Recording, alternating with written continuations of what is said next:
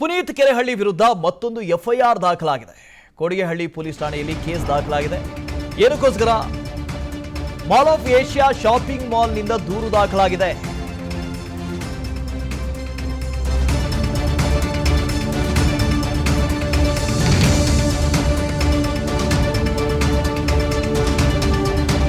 Case ಯಾಕೆ ದಾಖಲಾಯಿತು? Mall ಮುಂಭಾಗದಲ್ಲಿ Christmas tree ಒಂದನ್ನ ಸಿಬ್ಬಂದಿಗಳು ಹಾಕಿದರು.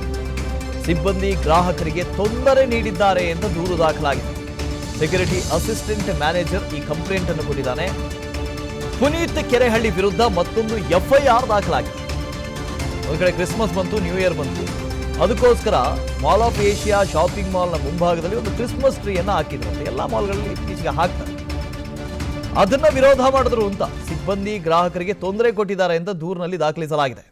ಕೊಡಿಗೆಹಳ್ಳಿ ಪೊಲೀಸ್ ಠಾಣೆಯಲ್ಲಿ ಪ್ರಕರಣ ದಾಖಲಾಗಿದೆ. Mall of Asia shopping mall ಕಡೆಯಿಂದ ದೂರು ದಾಖಲಾಗಿದೆ. ಇನ್ನು ದೂರು ನೀಡಿದ ಮಾಲ್ನ ಸೆಕ್ಯೂರಿಟಿ ಅಸಿಸ್ಟೆಂಟ್ ಮ್ಯಾನೇಜರ್ ಸ್ಟೀಫನ್ ವಿಕ್ಟೋರ್ ಅನ್ನುವಂಥವನು ಇನ್ನು ಮಾಲ್ನ ಸಿಬ್ಬಂದಿ ಹಾಗೂ ಗ್ರಾಹಕರಿಗೆ ತೊಂದರೆ ಕೊಟ್ಟಿದ್ದಾರೆ ಇವರು ಅಂತ ಹೇಳಿ ಕೇಸ್ ದಾಖಲಾಗಿದೆ. ಎಫ್ಐಆರ್ ಕೂಡ ಆಗಿದೆ.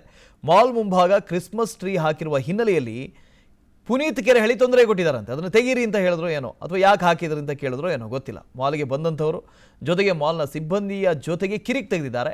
ಈ ಹಿನ್ನೆಲೆಯಲ್ಲಿ ದೂರು ದಾಖಲಾಗಿದೆ. ಎಫ್ಐಆರ್ ಕೂಡ ಆಗಿದೆ.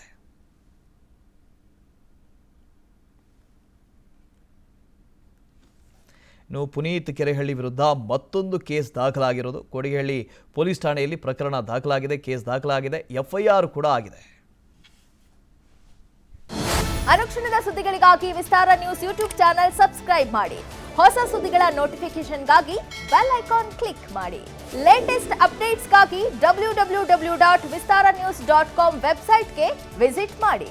ಅಂಗೈಯಲ್ಲೇ ಜಗತ್ತಿನ ಸುದ್ದಿ ತಿಳಿಯಲು ವಿಸ್ತಾರ ನ್ಯೂಸ್ ಕನ್ನಡ ಆಪ್ ಡೌನ್ಲೋಡ್ ಮಾಡಿ.